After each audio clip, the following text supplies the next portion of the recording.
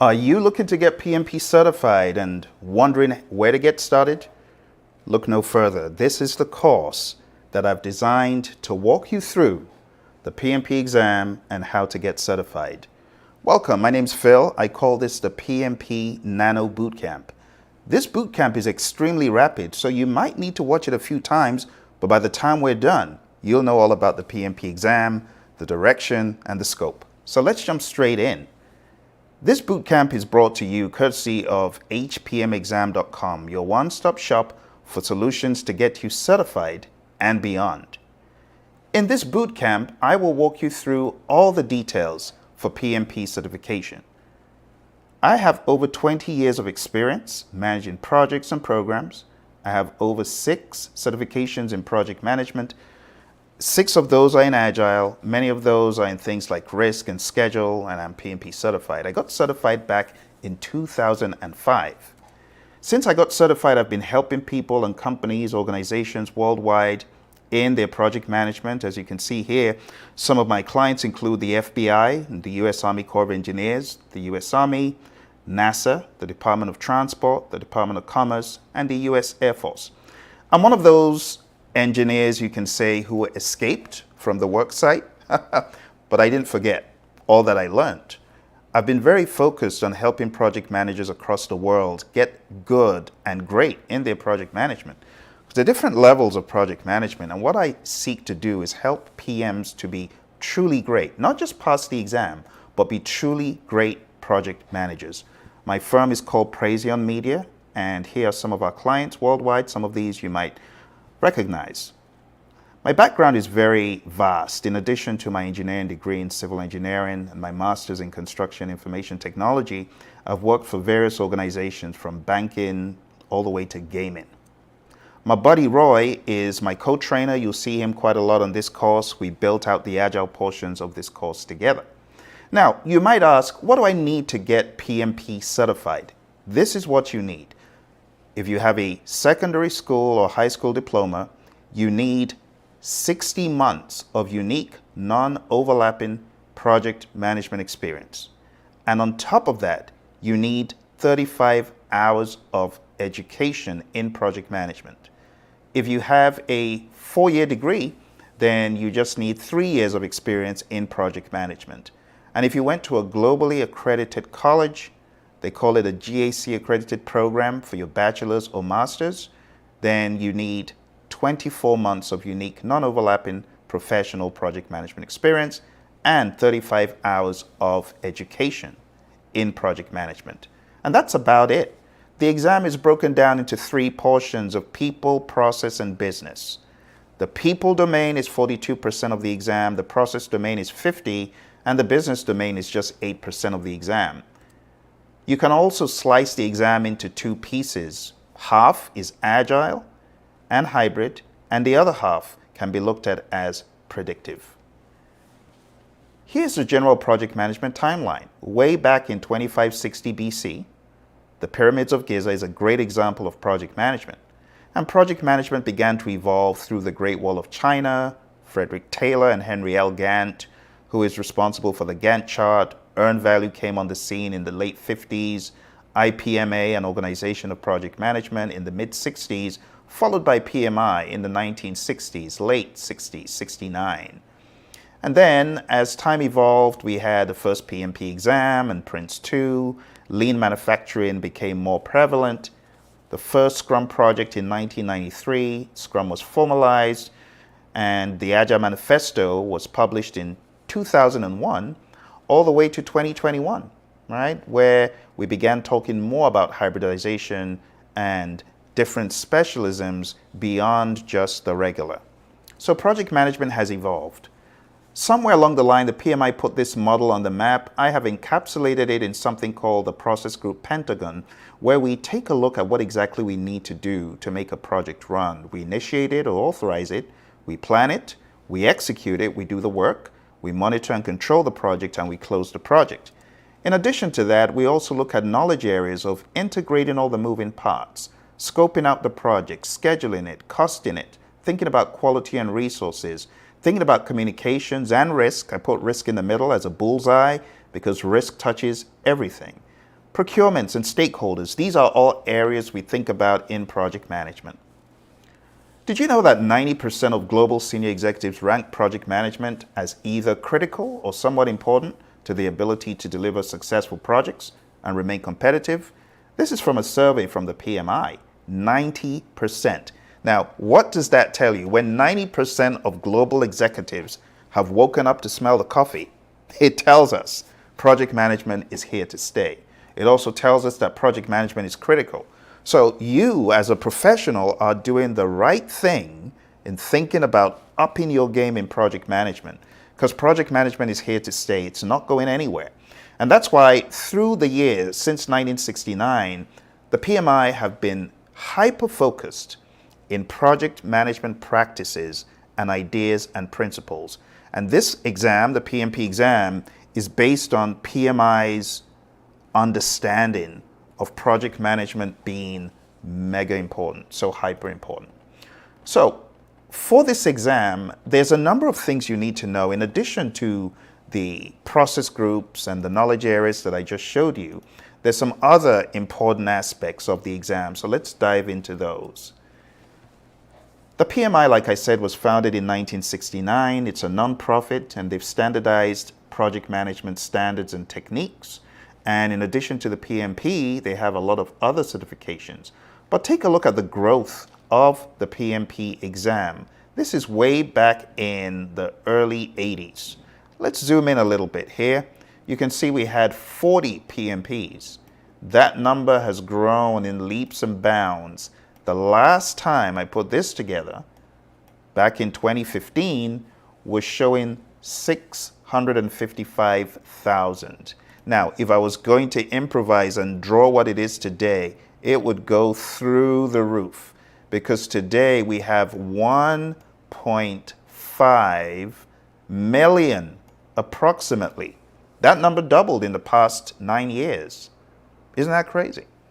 Think about it. From 1984 to 2015, the number doubled in less than half that time. So this tells you that the world of project management is evolving, and it makes sense to get on the bandwagon and just get certified as a PMP by putting in the work, putting in the effort. I've already gone through the knowledge areas with you. This is common knowledge for the exam, so you have to get the language down of integration, overall coordination, scoping, identifying what needs to be done, developing a schedule in schedule management, estimating the costs and manage them in cost management, quality management, identifying the quality standards and meeting them, resource management, human, equipment, materials, supplies, thinking of those things and managing them, communications, planning how to communicate and managing that, risk management, planning and managing uncertainty, procurement management, managing contracts and procurements, and stakeholder management, managing stakeholder engagement. All of these things are critical for the exam. Now, there are different flavors of project management. There's a predictive approach, which is I plan from A to B, I have all the details, it's quite straightforward. You know, when we talk about predictive project management, it's understanding pretty much the full scope of what is required and planning everything needed to get to the end. That's predictive project management. But that's not the only project management there is. There's another flavor of project management, and we call this adaptive. And we use adaptive when we are not 100% sure of how to proceed. So we proceed in what we call iterations, in baby steps of experiments or sprints. And then we might be off course, and then we get back on track, and then we course correct when we're going off again. And ultimately, we do get to the end, but it's in a different way. We plan in increments, right? And that is called the world of agile. We are incremental in our planning. We are iterative in how we finalize what we're working on for a short time box. So we say agile is iterative and it's incremental as well. Think about it like you were cooking a dish that you'd never cooked before. You would always have these question mark touch points. Is this what you want? Am I on the right track? Is this what you want, customer? That's pretty much how the world of agile is. In the Stacy model, we see the requirements uncertainty on the y-axis and technical uncertainty on the x-axis. And the summary of it is if you are in a simple zone of understanding, a simple zone where you pretty much understand the project very well. You are close to agreement on the requirements. You are close to certainty on the technicality, the technical approach. There's nothing wrong in being predictive right here. But as you begin to move away into the world of uncertainty, going further and further away from close to agreement on the requirements, further and further away from certainty on the x-axis, you then enter this complex zone. And this is where Agile thrives, because Agile helps you to bring down the level of anarchy, right? When you do things intentionally in sprints, you do it the right way. This is where Agile thrives. So the question of Agile or waterfall, it's going to come out quite a bit on your exam, and you need to understand when it is best to use Agile and when it is best to use, we call it predictive, but in a lot of circles, it's called waterfall. Quite incorrectly, if I may add, but we'll give it a pass for now. So we'll just say predictive methods work best when the requirements are well understood, little chance of change, so on and so forth. Okay, so I hope that makes sense. Let's move on. Moving along, Agile is becoming increasingly popular in organizations, and the reason is this. When you take a look at organizations in the world, at the time this was put together, 71% of organizations reported using Agile. Now the number has gone into the 80s. I would even wager that the number has gone higher, but I'll be conservative. But think about it. Majority of firms use Agile. Now, why do some firms not employ Agile approaches? Here's why. There are concerns and fears, right? People fear losing their job. They fear they won't have anything to do. If they're Agile, people think there will be change chaos and there'll be no planning and no one will do anything. And that is not true, okay? Agile actually gets us involved in planning like never before in a different way. We plan at the strategy level in this world of Agile. The executives are encouraged to plan at that level. They're encouraged to plan at the portfolio and product level. We have product roadmaps. We have release plans, right? We have iteration plans.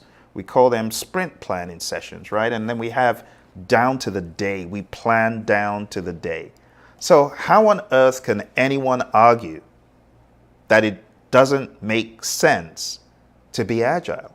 Agile is pretty much a philosophy. It is, first of all, adjusting your mindset to pivot to the world around you pretty much on demand as needed. An Agile mindset is one that is quick to respond. But it's not just the mindset, it's the actions. And we're very passionate about this. That's why my co-trainer Roy and I, we wrote this book. It's called Agile Principle Raw and Uncut.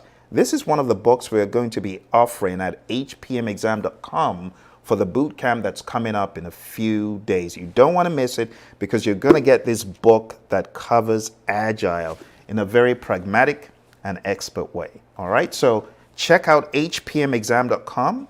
If you come aboard that course, you're going to get that book about Agile. And we're going to walk you through all these things that I'm going over here. They are well covered in the book. Another big piece of Agile is the mindset of servant leadership. In the world of Agile, we promote self-awareness, we promote listening, serving those on the team, helping people grow, coaching versus controlling, promoting safety, respect, and trust, and promoting the energy and intelligence of others. These are huge to us in the world of Agile, okay? Now, like I said, the PMP exam is broken into 3 components, and we are going to be covering those 3 components at a super high level today.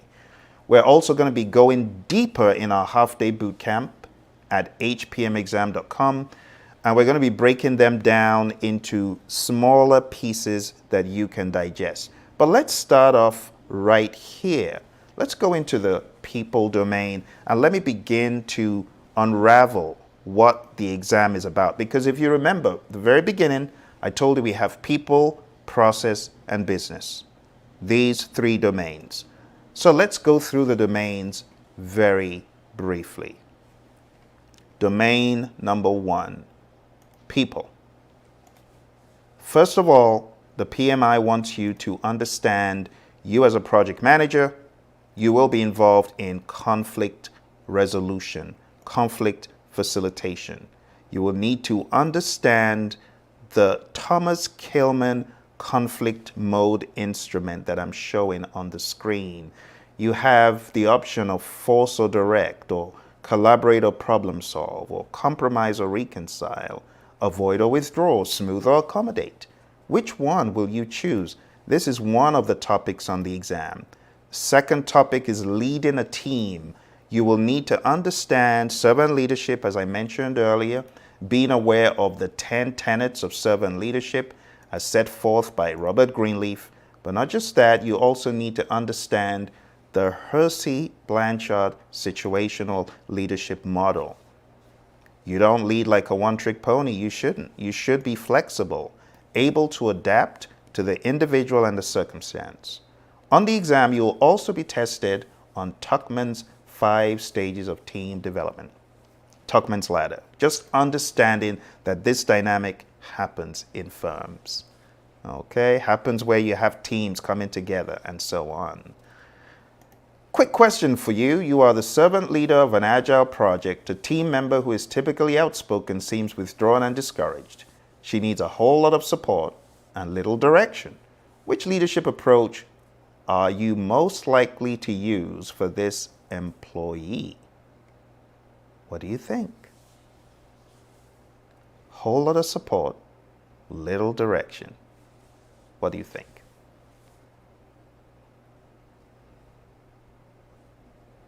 Okay, so let's go back and I'll explain. A whole lot of support is up here, right? Because this is supportive behavior on the y-axis. So a whole lot of support is over here, right? Little direction is over here.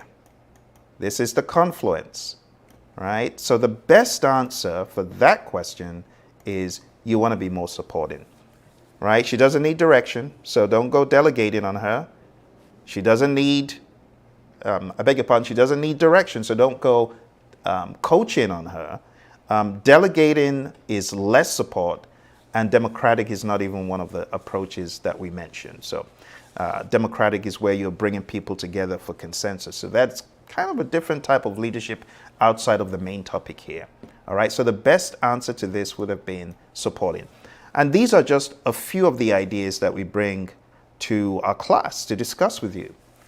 What is the best leadership style for managing a project? I think this one, you're going to get this one right, because now you know the trick. You shouldn't be a one-trick pony, right? So the best answer to this, my friends, is the most fitting for the project and the team. Okay? It's really all about the Hersey-Blanchard model. All right? Still in the people domain, we talk about supporting team performance. That's another task that you're meant to be able to do. You're also meant to empower team members and stakeholders. And empowerment is responsibility, giving away accountability, accountable tasks to the team, or just letting the team step up and be accountable themselves. You know, in the world of Agile, we don't push on people. Instead, we look for a more volunteer approach, more autonomous approach, and you will be tested about that. Do you know that in the world of Agile, we are more team-led than centralized, right? In the world of Agile, we don't rely on a one belly-button accountable team leader. Instead, it's distributed across the entire team. Something else you need to know for the people domain is ensure team members and stakeholders are adequately trained. You also need to understand how to build a team, and part of the tenets I just mentioned will come into play here.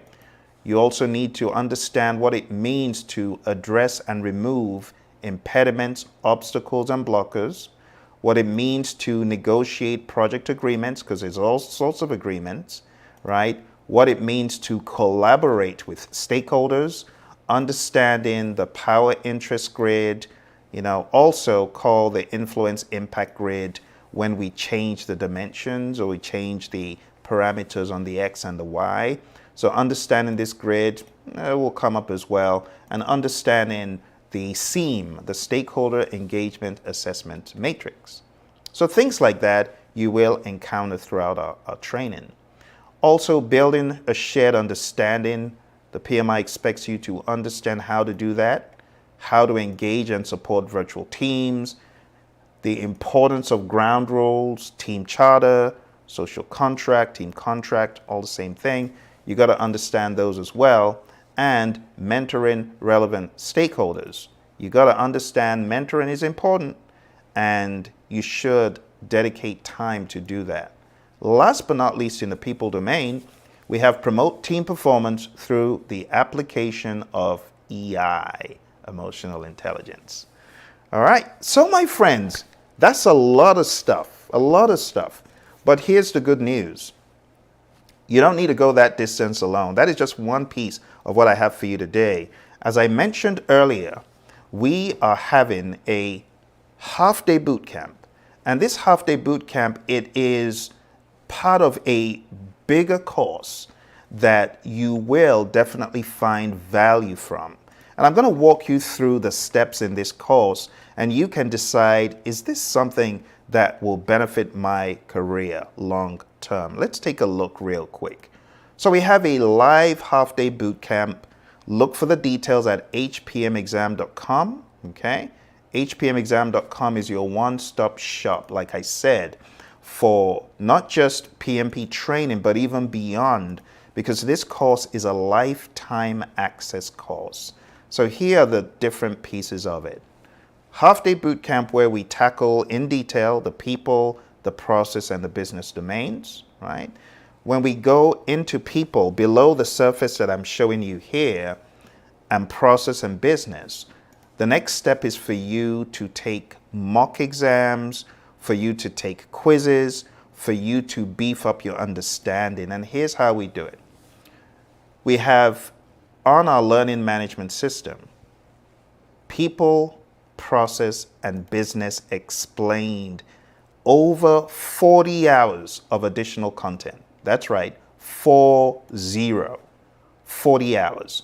So in 40 hours, you will be able to go over people, the 14 tasks, process, the 14 tasks, business, the 4 tasks, PMBOK 6, all the knowledge areas, PMBOK 7, the principles, the domains. You will have access, lifetime access, by the way, right? This is lifetime access to go over all of these, and also the Agile Practice Guide training. You will have training that goes into every detail you need for your PMP exam.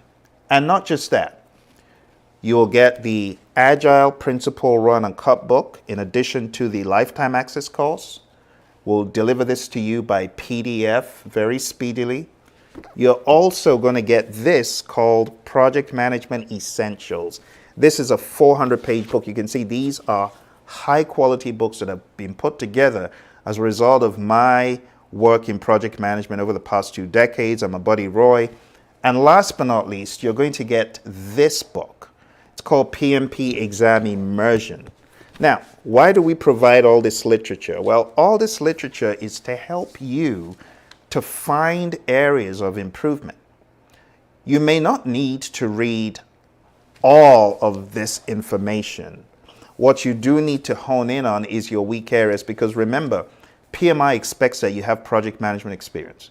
So there's some things you might already know pretty well, but there are going to be some things you're like, ouch, that hurt. I need to go read that up. And that's why we have these flavors. So the PMP Exam Immersion book covers people, process, and business. Okay, we deliver that to you. It's about 587 pages. Then we have Project Management Essentials, which is more for the predictive elements that you may be finding you need more help on. And this is for the agile areas. Now, to bring it all together and hybridize it, we have this. And to be quite honest, a lot of our students just read this and a lot of this. Some of them read this more if they feel they have agile knowledge, but not enough predictive information. So we deliver a smattering of materials to you. We also have a 25-hour download MP3 for you to listen to around the clock. And then we have 2 full mock exams and many smaller quizzes and tests to beef up your understanding. The other cool thing about this program is you're not alone because we have other people studying and they meet over the weekend in a boot camp. This is a brilliant offer that you don't want to let get away because right now it is at a steal. Let me show you one more piece of this offer that I have not made visible like this before. The final piece that actually costs more than the course is this. It's called Life After the PMP Exam. And what you're going to get from here is live coaching and training with me after you get certified. And you're also going to get a lifetime access course to help you achieve excellence. And that's about 10 PDUs in addition to the live training that I just talked about after the exam. This is a ridiculous steal, my friends, that you don't want to get away because the cost of life after the PMP exam is actually more than the cost of the course. So this is a great way for you to get in and secure lifetime learning. Lifetime learning, and when you come on the program, you have a place to go to as a professional. You have a project management family because it's not enough for you to be in a massive gathering where you feel lost. No.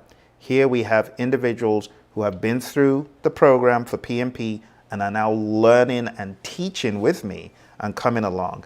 This is definitely something you want to do. So to sign up for this program, you need to go on down to hpmexam.com. Don't miss a minute. Don't miss a beat.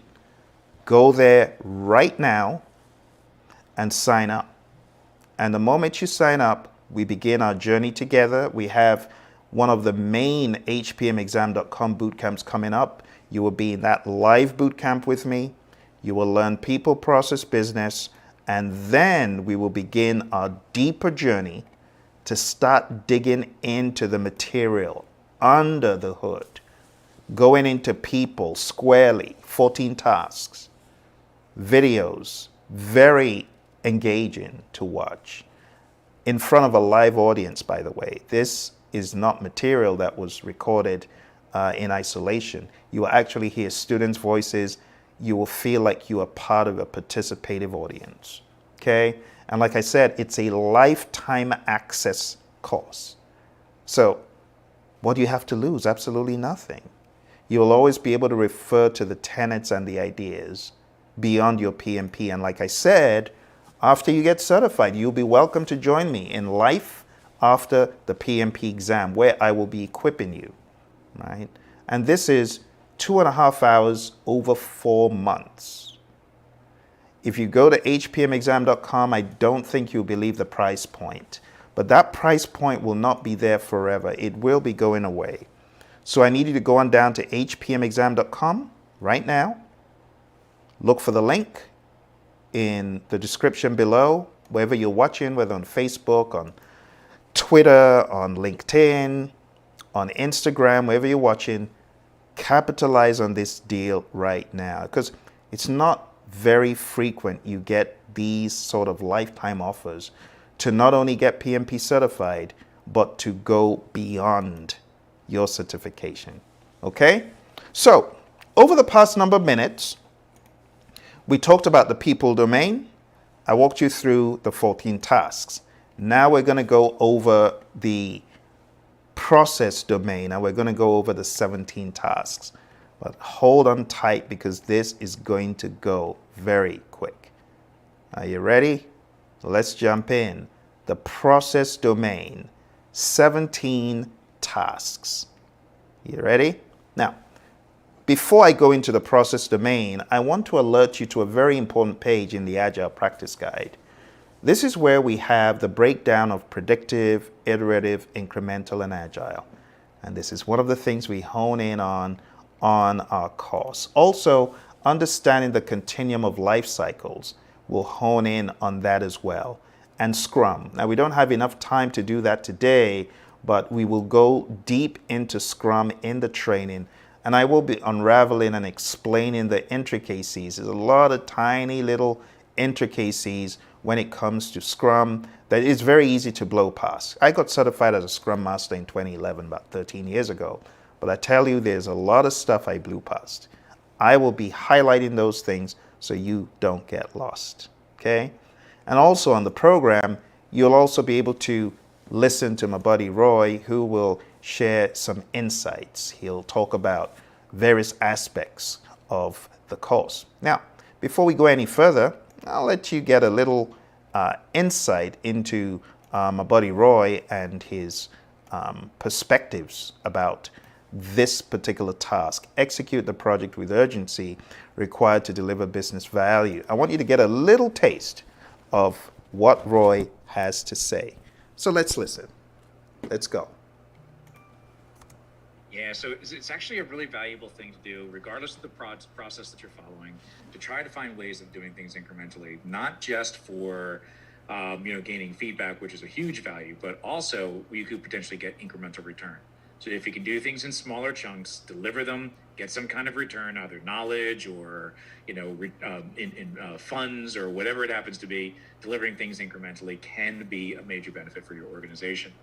Now, what we want to try to do is we want to try to build things in what we call an MVP. I want to be clear on, there are three little phrases that we're going to go through: MVP, MMP, and MMF. Acronym soup here, right? But we'll get there. All right, so the intent with this is to discover the minimum amount of functionality we could deliver in order to get some kind of return out of it. And again, return could be happy customers or knowledge or whatever it happens to be. Let's talk about those three different phrases. So first, there's the MVP. That is the minimum viable product. Now, people often get the MVP confused. It's misused all over the place. Quite honestly, I misuse it intentionally because it's such a familiar term. I'll use it regardless of what I'm trying to say because it's just an easy term for people to remember. But MVP is supposed to mean to discover the minimum viable product. It is a discovery, it's a learning exercise of discovering, is this product or this thing that you're delivering, is it a viable thing that people are going to want to make use of? It does not mean you have to build anything. You could just do it as an experiment, doing some surveys, doing whatever it happens to be. That can be your minimum viable product. Just talking with people could be an MVP, just to make sure that you're going the right direction and it's something worthwhile doing, right? It's an experiment. It's a learning exercise. It could include functionality or it may not include functionality. Now, the next one is the MMP. MMP is minimum marketable product. Now, this is different. This is actual functionality. It's the smallest amount of functionality or features or scope, if you will, that you can deliver to get some kind of return. Do you always have to deliver everything in the specification or in the original request to actually get some kind of return out of it? Maybe you can incrementally do it, the minimum chunk of that functionality, in order to get some kind of return. Now, the next one is the MMF. MMF is minimum marketable feature.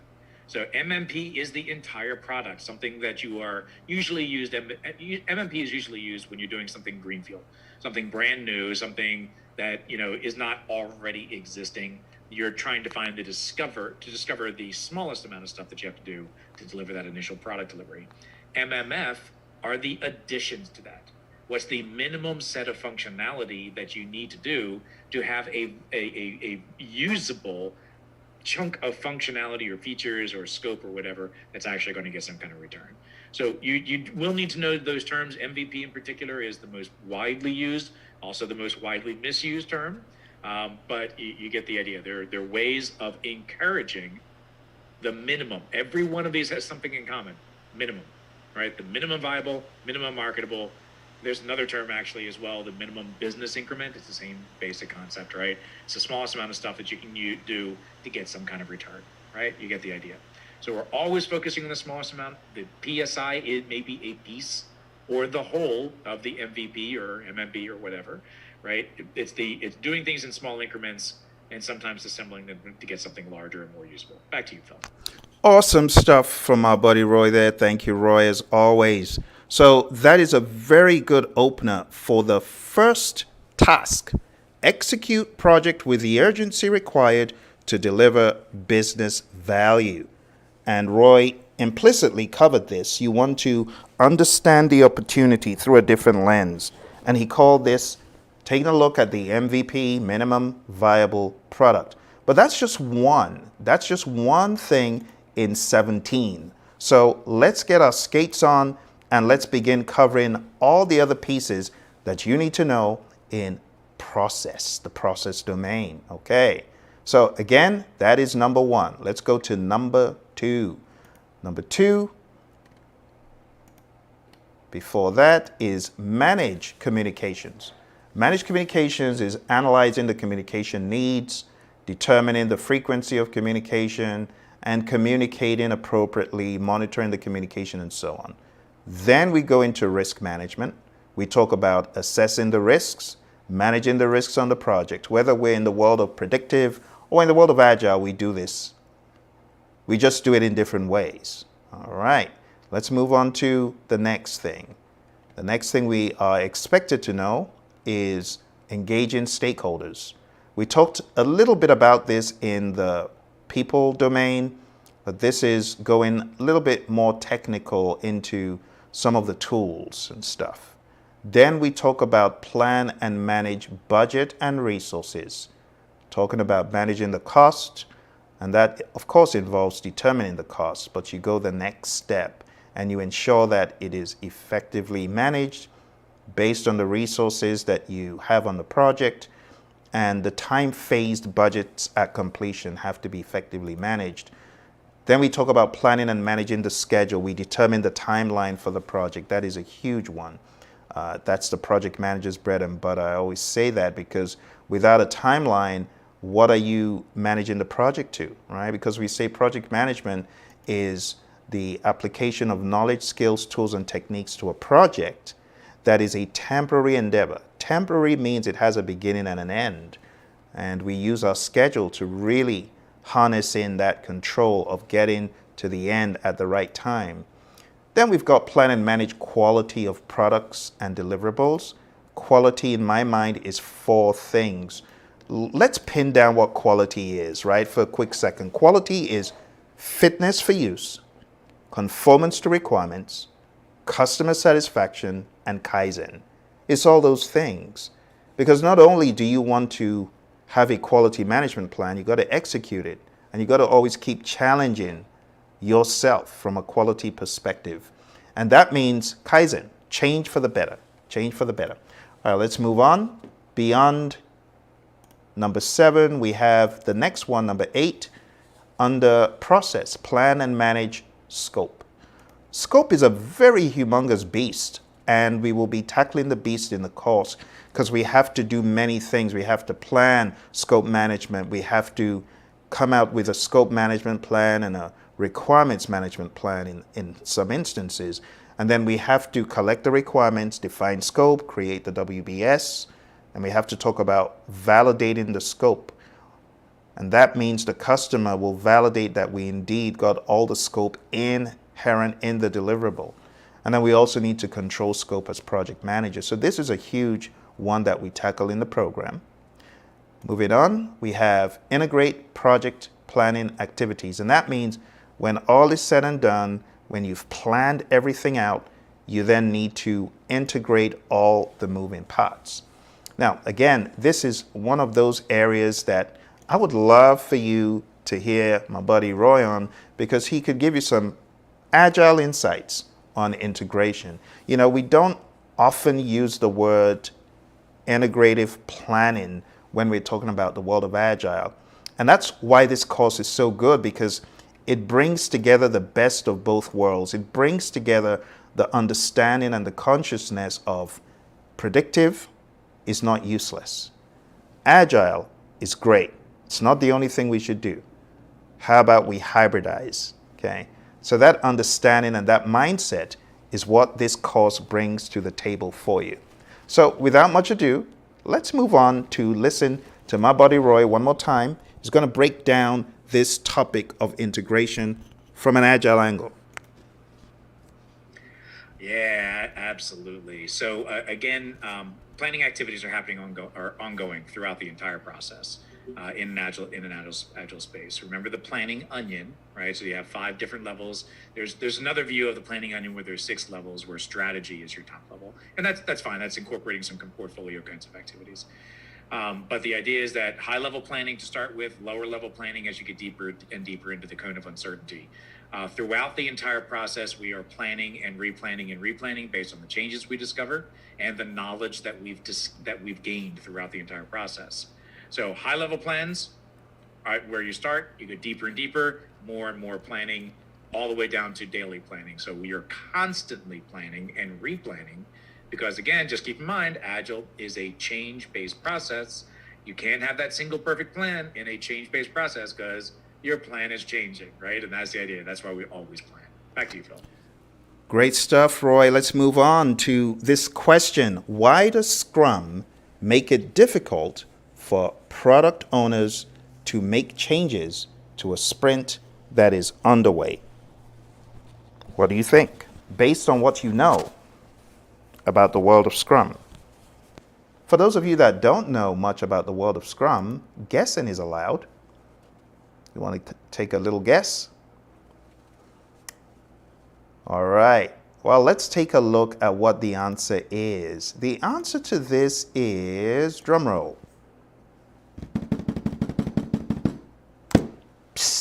it's B. The answer is B. It's because asking the team to make a real commitment comes with an associated cost of not shifting the basis of that commitment in mid-sprint. Now, we're not saying that changes never happen in the world of Scrum. We're just saying that we do our best to limit that. We do our best to discourage needless change once the sprint is airborne. I often use the analogy, once the cabin doors close and you're 40,000 feet in the air, we ain't letting no person on that plane. That's how it is in the world of Scrum. The sprint, we need to respect that, okay? There's nothing wrong in taking additional work and putting it in the backlog, but taking that work and shoving it into a sprint backlog is a whole different thing. All right, let's move on. We're almost half of the way, if not more than half of the way.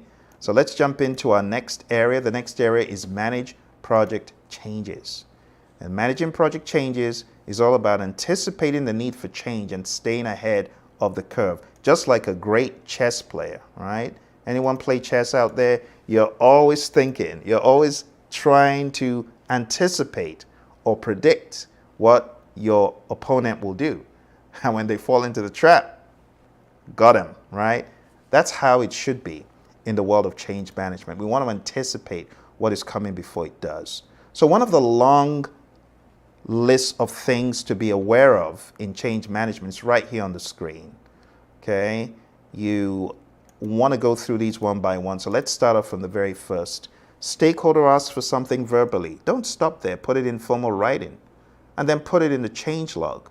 And then you can analyze the change with the team, analyze the change request, and then you send it to the change control board, a body of people responsible for changes on the project. Now, in all honesty, not every project has a change control board. Some projects, they don't. Some projects, it's your boss. Some projects, it's you and your boss that are the change control board.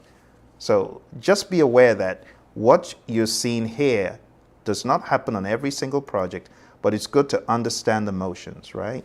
The change board review the change request and the analysis, and they decide the outcome. Project manager or CCB member puts that outcome into a change log and shares it with the wider body of stakeholders, and the project manager and the team carry out next steps if the change request was approved.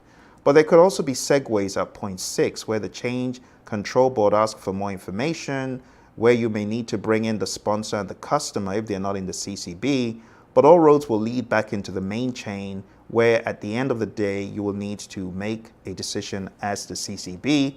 Whether it's many people or one person or two people, you need to approve, reject, put it on hold, or pending something else. But the bottom line is you are going to change. Now, my buddy Roy always has great insights about changes. And that's why I keep wanting to bring him in so that you can get an idea of how we tackle change in the world of Agile. It's a little bit different.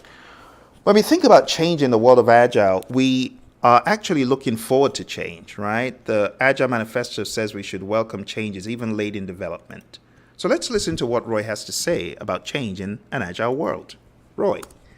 So managing change in Agile, that's what it's all about, right? This is the whole purpose of Agile, right? So the main thing is that that you need to accept the change, right? So the first is to start with the mindset, the behavior, that change is inevitable, it's going to happen. So you can try to ignore change happening or ignore the potential for change to happen, but it's going to happen, right? So even in those things, those projects that we feel could be our best suited for predictive, there's still likely going to be change that's going to occur. So start by assuming change is going to happen. Get comfortable with unknowns. That's the way Agile is going to work. You will be uncomfortable for a fair bit of it because there are so many unknowns. Get comfortable with that concept. Now, the reason that we allow change to happen is because it is in our customers' best interest. It is in our best interest to allow that change to happen so that we can build better products for our customers. If our primary focus is customer satisfaction, building according to a plan which may be flawed is not going to build customer satisfaction. Changing in order to build for customer satisfaction means changing your plan, right? So we're going to allow that stuff to happen naturally. Again, when we allow these changes, it's not change chaos. We want to be very disciplined about it. Any change that comes in, we evaluate it against priorities of other work and the size of the other work. So we go, instead of going to a change control approach of trying to not let change happen, we instead allow the change to happen and then negotiate that change with other things that are already prioritized. So instead of controlling it, we negotiate it. It's a different mindset, a different approach. Okay, back to you, Phil. Awesome stuff as always, Roy. Let's take a look at this. A major theme in Scrum is inspect and adapt. Which of the following best summarizes that theme? Is it A, Scrum insists on auditors who frequently inspect the work? Is it B, Scrum recommends that upper management inspect the burn down charts? Is it C, Scrum emphasizes taking a short step of development, inspecting both? Or is it D? I'll let you read it. It's a bit of a long question, so take your time and let's see what you come up with.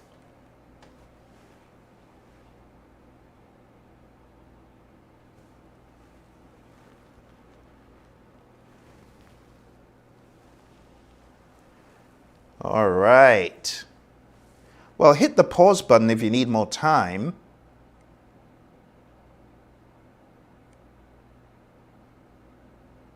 So, let me explain the answer, okay? The best answer to this is option C. Scrum emphasizes taking a short step of development, inspecting both the resulting product and the efficacy of current practices, and then adapting the product goals and process practices. So when we say inspect and adapt, right? All the other options are not it. They are not correct, okay? All right, well, we've had a lot of fun so far. For those of you who are just coming, I want to remind you that we have the hpmexam.com Bootcamp. All you need to do is go on down to hpmexam.com, take a look at the upcoming date, sign up. You'll be able to be on a live half-day bootcamp. And you will also get on-demand lifetime access. You will also get, after you are certified, you will get access to Life After the PMP exam. And the Life After the PMP exam curricula is a combination of my ideas and the great work of my mentor, John C. Maxwell, who wrote the book, How to Be a Real Success. He wrote the book, The 21 Irrefutable Laws of Leadership and more. In this curriculum, I'm going to be going through my book, as you can see here, How to Succeed After the PMP Exam. This is a dialogue that is going to help elevate your game as a PMP. It will show you what you need to do to really succeed. how to be a real success. I'm going to show you what John thinks. I'm going to show you what I have found to be pragmatic in the world of project management to help you exceed, not just to be a PMP, but to be a PMP plus. All right? So to be part of that, go on down to hpmexam.com. We're covering the people, the process, and the business domains in great detail. All right, so let's jump back into where we were before we took a little break. We were talking about the process domain, and we had talked about changes, and I had given you a little exercise. I hope you found that to be helpful. Let's move on to the next task. The next task is plan and manage procurement. So everything to do with buying what you need from outside the firm, be it a service, be it a result, be it a sub-deliverable. Also part of this exam is managing project artifacts, plans, deliverables, those things are talked about. So in the world of Scrum, we have these artifacts. We talk about the product backlog, the sprint backlog, and the increment. Those are artifacts, but that's not all. We could look at other things. We could look at the information radiator. We could look at other things, like burn down charts, burn up charts. Those are also artifacts. In the world of predictive, we have many different plans and baselines, and those could be looked at as artifacts as well. So artifacts is a very vast topic that you need to master for your exam. Okay, well, let's move on here. Moving on to the next thing, we have determine appropriate project methodology, methods and practices. And we've already talked about this when I showed you the Stacy complexity model, and we had that dialogue about it. And taking a look at the Stacy model, the big question here is, am I more in the predictive zone, or am I more in the agile zone, or am I somewhere in the middle? Okay. I would love to hear from our friend again, our buddy Roy. Let's hear what Roy has to say about this. Roy. Yeah, so this is something PMI has done actually quite well, and that is to help people understand which methodologies that you can make use of.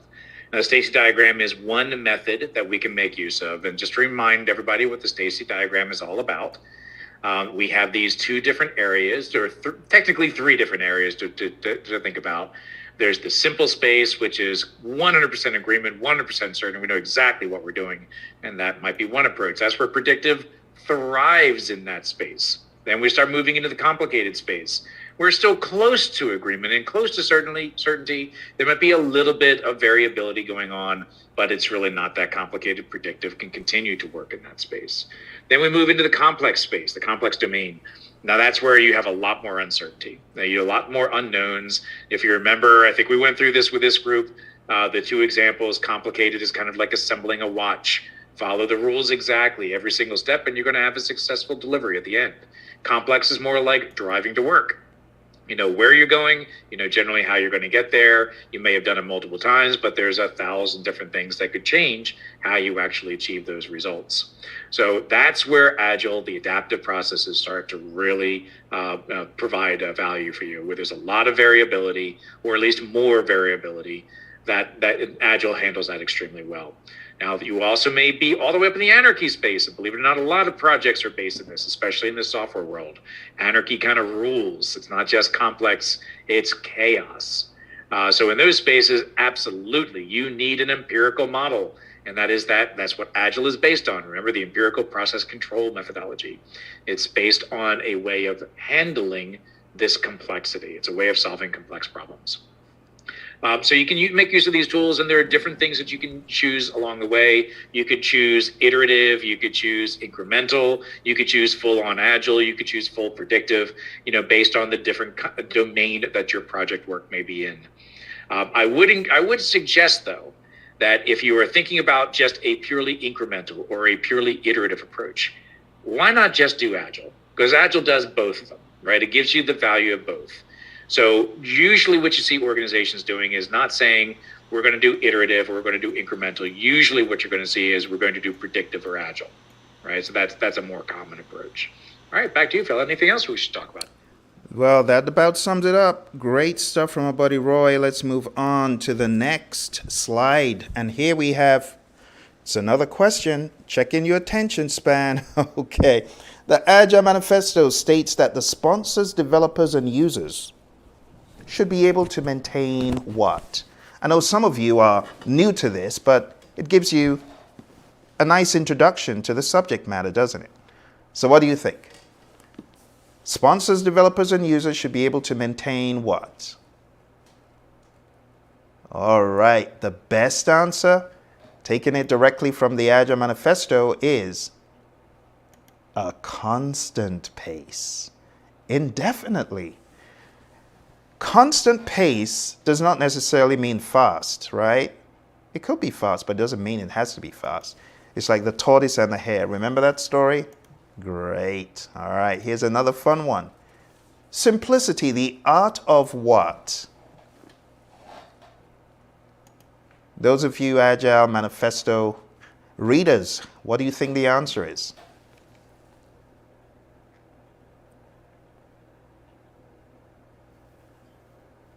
All right. This simply states simplicity, the art of maximizing the amount of work not done, is essential. Okay, let's move on to our next area. The next area for the exam is establish project governance structure. And what does this mean? Well, governance is not a bad word. When people hear governance, they think of it as a harsh word. And honestly, in a lot of instances, people generally may not like to be governed because it conjures up images of being told what to do. But that's not what we're talking about here. What we're saying is having structure for authority and people understanding what authority they can exercise on a project. The PMI say governance is a framework within which authority is exercised. So governance can be expected on the exam. Let's move on. The next one is manage project issues. There are all sorts of issues you can encounter on the project. Just remember that a risk is an uncertain event. An issue is an event happening right now. So there's a difference, but both can be looked at through a similar lens.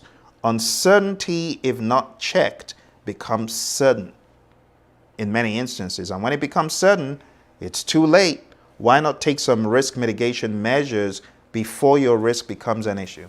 Right? In the world of Agile, we talk about these issues being impediments, obstacles, and blockers. And it's a different language, but it's similar. We talk about impediment logs in the world of Agile. We talk about issue logs in the world of predictive. Number 16, ensure knowledge transfer for project continuity. Ensure that knowledge can be transferred by opening up dialogues and expressing honesty and truthfulness to the team, transparency, right? That's all part of it.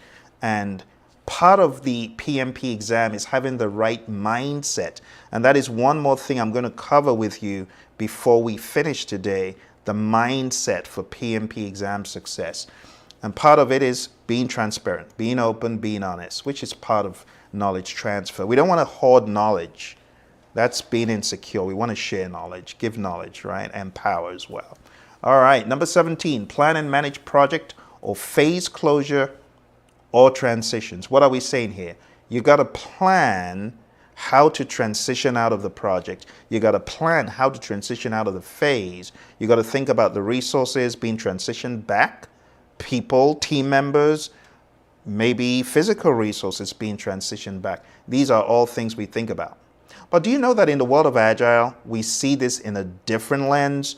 The way we plan closure in Agile is different. And again, I want my buddy Roy to come talk about this, how we perceive closure in the world of Agile. Why do we look at it differently, and how can we look at it with this background that some of us have in predictive? How do we need to flip the switch? Let's go. Absolutely. So the first part is that we're doing a lot of these activities throughout the project. So shutting down an Agile project is should be trivial. All this work, or at least most of this work, should be already done. We're also not doing phases, so it's not just closing down a project. This is all talking about shutting down phases. We don't do phases, right? We're always looking on continuous delivery, value delivery. So there really are no phases. It's just the next thing we're delivering. There's very little to do at the end of a project, or in order to, dot those I's and cross those T's. Now, there may be some final things that you do want to do, especially when you're talking about procurement, and buttoning up all the financials, that sort of thing. Yeah, sure. But again, you should be doing a lot of that work already along the way. There can be some value in doing a retrospective for the overall work. Go ahead and do so. There's nothing wrong with doing that. But again, these should be pretty quick meetings, nothing really that onerous. And don't have massive meetings. They generally don't work. So shutting down an Agile project is really pretty simple. It should be pretty close to just pushing the button and saying we're done. That's where we want to get to. But it might take you some time to get all of that, to be able to do all those activities throughout the project, right? Yeah, Roy, so let's look at an example. Product owner suddenly gets word that a bunch of things in the product backlog aren't needed and needs to, discontinue work. What would that look like if the product owner realized, wow, we got all the value we need? What happens? It's an awesome thing, right? So keep in mind that we want to have that mindset that every time we're delivering something, it could be potentially the final delivery, right? So we are always prepared for shutting down. It's sort of like, watching a television series, it's always prepared to be canceled, right? Yes. You're just, think about how you're going to write that, have some conclusion at every delivery so that it feels like this thing is completed and ready to go at all times. So that means you're always prepared for shutting down. Always prepared for shutting down. Thank you for our buddy Roy there. Awesome coverage. Let's talk about this. In the closed project or phase process, which of the following inputs is used? Ooh. That's a tricky one. What do you think?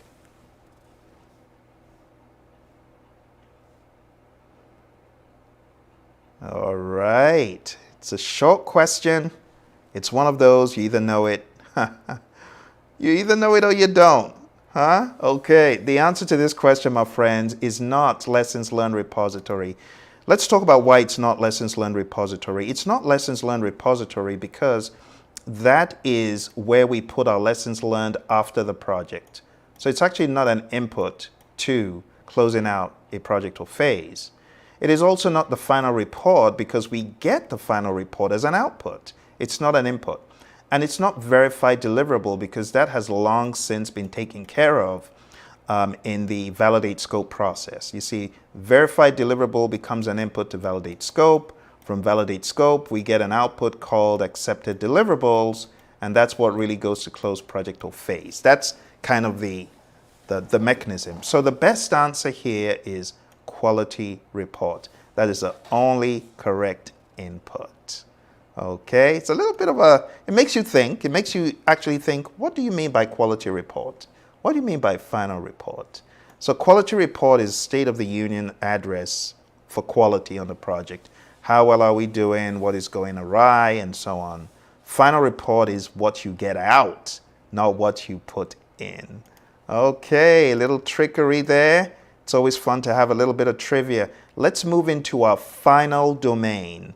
Now, for those of you who have not read the PMP exam content outline, there is a document out there, it's free, and it has all of these tasks I've been talking about from start to end, okay?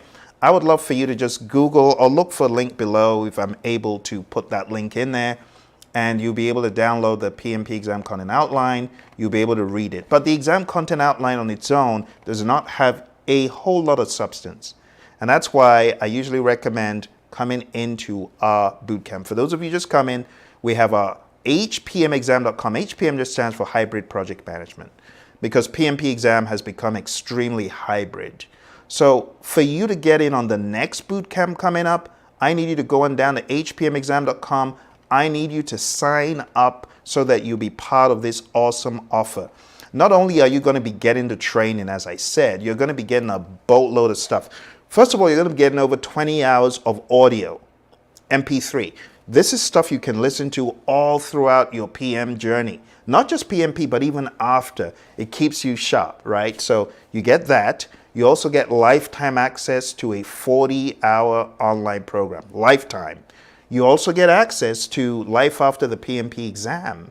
You'll be able to be on a boot camp with me. Now you're a PMP guru, right? You're now looking for how to get to the next level. You'll be on my boot camp. You become one of the champions, and you will learn how to be a real success, not just based on PMBOK stuff, but based on pragmatic real-world experiences that I've had training firms like the U.S. Army, the U.S. Air Force, NASA, the FBI, and many more. Worked in firms like Honeywell and Motorola doing project and program management. All my secrets, all those secrets, how I got to where I am, what I recommend that you do for your career, you're going to get all that and a whole lot more. In addition to that, my friends, you're also going to get the PDF downloads of these books. Agile Principle Run and Cut. This is a book for life. Like if you're actually keen on becoming an agile trainer, an agile coach who helps take people through the crazy trajectory, this book is for you. It contains a lot of pragmatism. Then we have Project Management Essentials, another great book that has stood the test of time. This book has been around for over a decade, has helped people in scores of countries get certified. And we have the unique PMP exam immersion, which covers the content by task. So all this stuff I'm going through with you right now is also covered by task. In fact, you can get, if you just want the book, you can get the book at immersion.hpmexam.com or immersion.pmradio.org, one of those links, okay? So get on the program. What are you waiting for? Jump on it right now. We've got a ridiculous killer deal. It's ridiculous because you're getting 2 lifetime access courses, you're getting a boatload of books, you're getting audio content, you're getting video content, you're getting 2 mock exams, you're getting several mini and micro mock exams. This is the solution that is going to help you not only get to PMP, but beyond. And you're also going to be able to tap into study groups. When we have students studying for the exam, they get together on the weekends and they huddle like a scrum, like, just like in the world of rugby, and they move the ball by going through questions together. I mean, it is absolutely awesome. It's an experience you don't want to miss, okay? Going down right now, hpmexam.com. Okay. Well, my friends, we're moving into the grand finale. I'm glad that you stayed all the way. We're going into the business domain. Business domain. What's in the business domain? Well, we have 4 simple things. The 4 simple things are plan and manage project compliance, evaluate and deliver project benefits and value, evaluate and address the external business environment changes for impact on scope, and support organizational change. Very straightforward. So let me go over these with you. Number 1, planning and managing compliance. This is your responsibility, project manager, right? This is not just about project compliance within the firm. We might have some regulatory, some legal, and other kinds of compliance things that we need to worry about. For example, the Americans with Disability Act. That's a regulatory need. So we may need to make sure in our projects that we are operating at the level of compliance expected with those regulations, especially if we're doing, think about user interface kind of applications, right? In more traditional approaches, we might do it with more documentation, more reviews and all that. In Agile, we might do it more with a DOD. We call it definition of done. The definition of done. The Agile Alliance defines this as an agreed upon list of the activities necessary to get a product increment to a done state, right? And we manage this in all the frameworks we do, whether it's Kanban or it's Scrum or it's Scrumban, we need to manage compliance. So there's no exits when it comes to compliance in PMI's world. Number 2, evaluate and deliver project benefits and value. So all this is saying is you got to make sure that you are delivering the benefits that were identified at the beginning and value. So what's the difference between benefits and value? Well, value is the net benefits. We talk about all the benefits realized, tangible, intangible. That's what value is when you take all of those benefits and you put them together. And that's a general idea. And as a project manager, you want to make sure that the benefits are identified. You want to make sure that there's ownership and there's someone who is ensuring that benefits are realized. It could be a benefits owner, could be a benefits manager, something of that nature. Let's move on to number 3. Evaluate and address external business environment changes for impact and scope. You got to survey what's happening in the marketplace. I mean, I talk about this all the time. The companies that are not looking and are not doing boundary spanning, not looking at what is happening outside of the firm in the wider marketplace, they're going to be here tomorrow. Likelihood of them being here is very, very minuscule.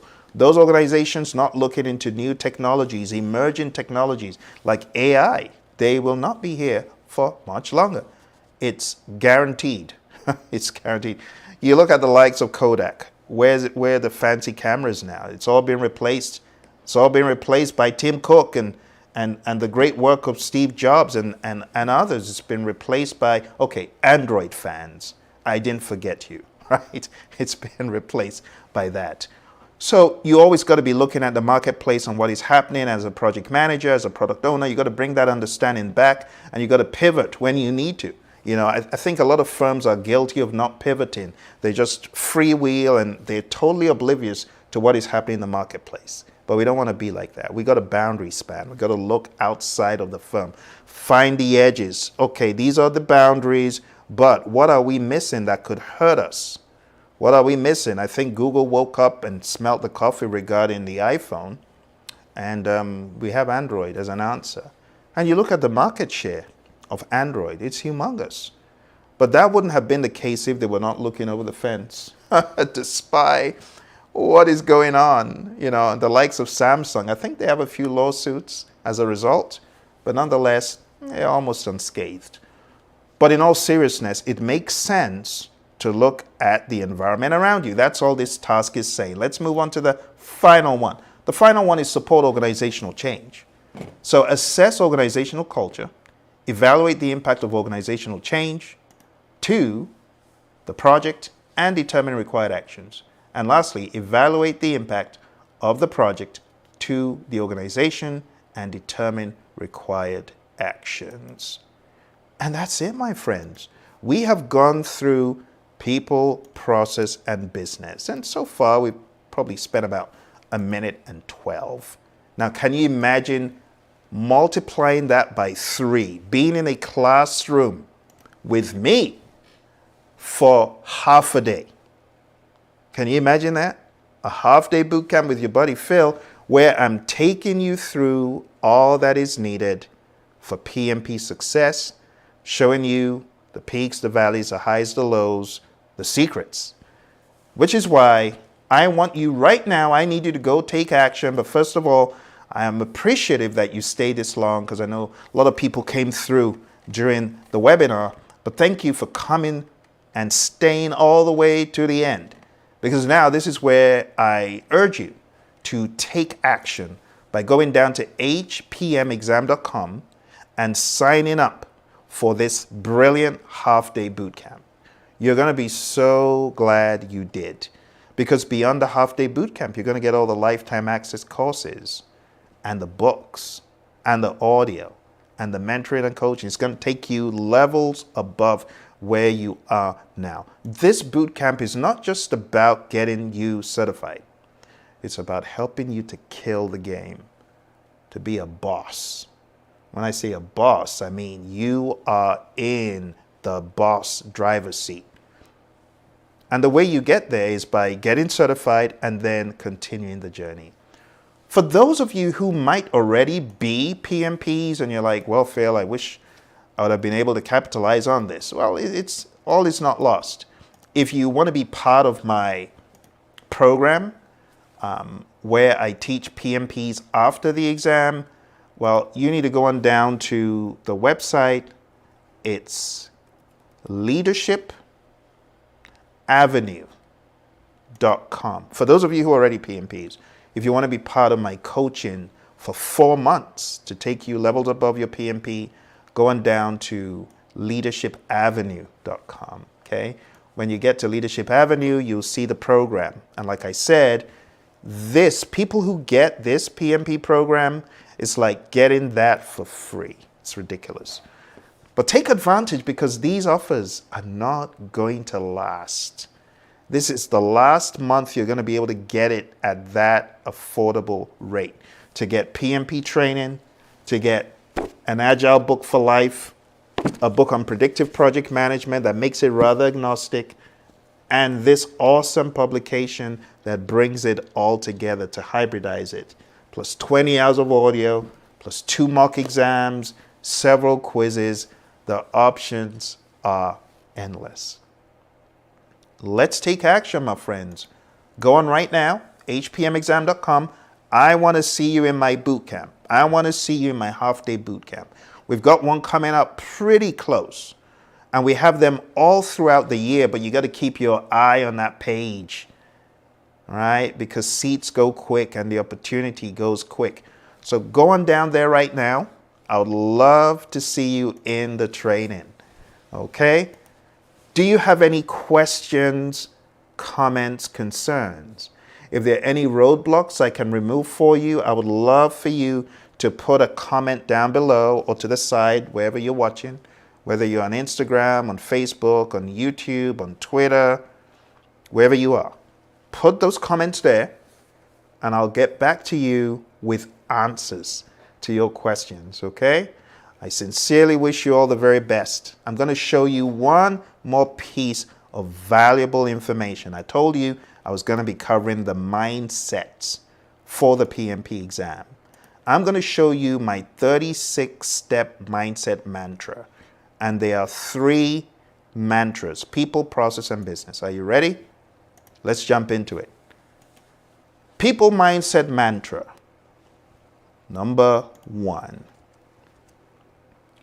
Make your customer success a primary goal. Advancement. Work with the customer to move the project forward. Any options that don't move the project forward are likely wrong. Fairness. Treat others fairly. Excuse me. Steward. Protect resources entrusted to you. And treat those resources with care. I've been speaking for 1 hour straight, so do excuse me. All right, team. Focus on stakeholders and team health and well-being. Team trust. Trust the team and their judgment. Allow them choose their way of working. Number 7, servant leader. Defend the team and be a diversion shield and facilitate conflict resolution. Number 8, mentor, coach, serve, and guide the team instead of using punishment and coercion. Number 9, integrity. Do not abuse your position or title or be partial in your actions. Number 10, honesty. Be honest and truthful in all your dealings, even if it may offend others. Number 11, leadership. Be courageous to lead and make tough decisions and tough conversations. Make trade-offs. And last but not least, we have agility. Be agile and adapt. To be, that word is resilient. Be agile and adapt to be resilient. Let's continue. Let's go over to the next domain. Next domain, process domain. The process mindset mantra is life cycle. First, select and tailor the appropriate project life cycle and development approach. Number 2, hybridize. Hybridize where necessary to maximize value and options. Number 3, agile mindset. Seek to deliver incrementally, plan iteratively where possible. Number 4, think systemically and strategically to navigate complexity. Number 5, change. Manage change and configuration with intentionality. Number 6, inspect, adapt. Continuously inspect, adapt, and integrate all levels and layers. Number 7, problem solve. Be a problem solver. Offer solutions and not problems. Number 8, quality and the iron triangle. Proactively build in quality and manage the iron triangle. Number 9, risk and governance. We talked about this. Proactively manage risk and governance. Number 10, manage all areas. Logically plan and manage all knowledge areas. Number 11, buy-in and authorization. Seek authorization and buy-in when necessary. Number 12, closing. Close each stage, iteration, or phase with a retrospective or a lessons learned. I hope you can see that. Okay. Final one is business. The business mindset mantra is as follows. Environment. Observe and respond to the external and internal environment. Number 2, outcomes. Focus on outcomes, value, and benefits over output. Number 3, organization change. Set the stage for organizational change and build alliances. Number 4, project impact. Assess the project's impact on the organization and navigate accordingly. Number 5, organization impact. Assess the organization's impact on the project and navigate accordingly. Number 6, benefits. Proactively ensure management of benefits and their realization. Number 7, value swap. Swap out the backlog items with work of comparable value. This is used a lot in Agile. Call it dynamic scope option. Number 8, value delivery. Strategically plan the value delivery system. That's the projects, programs, and portfolios. You've got to strategically plan them.